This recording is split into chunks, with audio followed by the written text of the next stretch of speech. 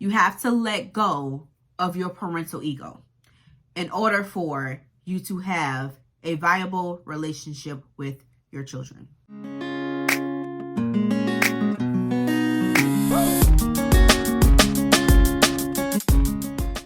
What is going on, everybody, and welcome back to Dear Ashley Grace. If you have not already, please go ahead and like this video. Also, make sure that you are subscribed to the channel and make sure you press that post notification bell so you know when I post videos next. So I've been following this story with Romeo Miller and Master P.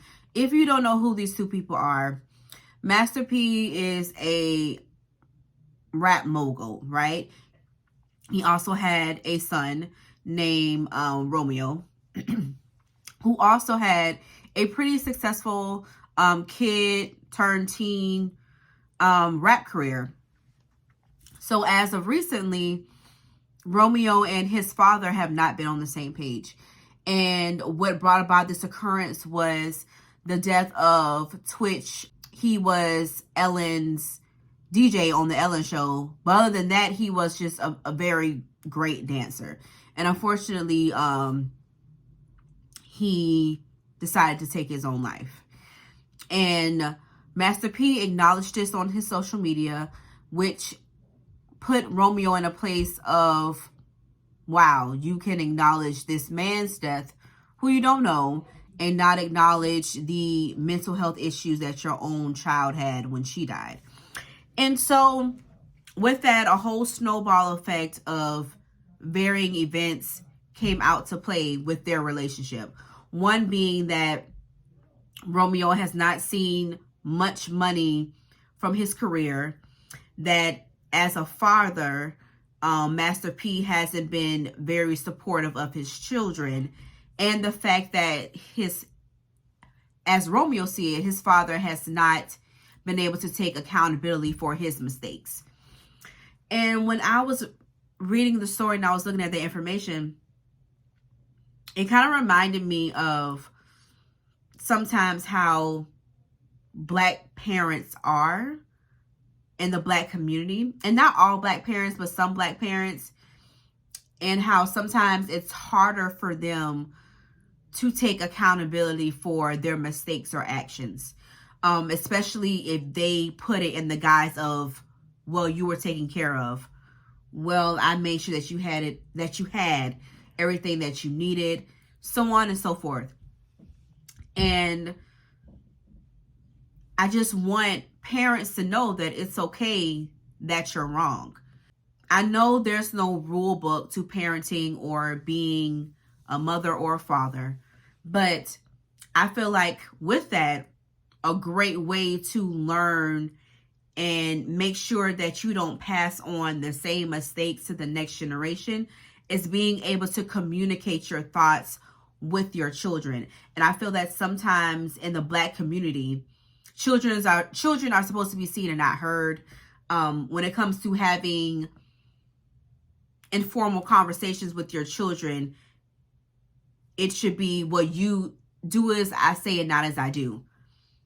And it's not really a thing of having a back and forth of how each person feels, especially the child, about their feelings, about how they see the world, about how they see themselves.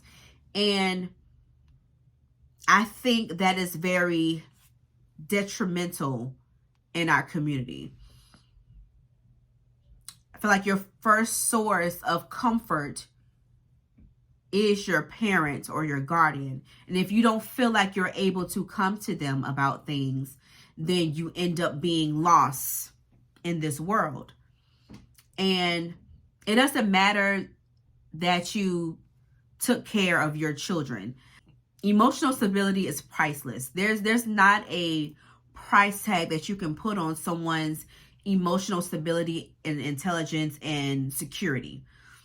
You can throw as much money as you want at it, but if it's sullied, then it's never going to be good. And from the response of Master P saying how he feels like his son is money hungry and ungrateful, I don't think that he's hearing him. He's saying, no, I don't feel connected to you. I don't feel like as a man and as a father, you've been able to look in yourself in the mirror and say, I could have made a mistake here. I made a mistake there. How can I fix it? But because I'm this big mogul, I'm not seeing myself as a father first. I'm seeing myself as a businessman, and I'm treating the people around me as a business. At what cost do you gain all of this but still lose your child in the same breath? You did all of this just to still lose them at the same time. And I think it's great to be able to provide and have shelter and all those things. But the shelter of the mind is just as great. The shelter of the heart is just as great. And I feel like as parents need to be more open to listening to their children and not taking it as disrespect or being talked at by their child, but having an open line of communication. I would like to think that you wouldn't want to get to a point where your open line of communication with your child is going to be through somebody else in the world. You want your child to be able to communicate their thoughts and feelings to you. A lot of the things that they do as parents is because of how they were parented.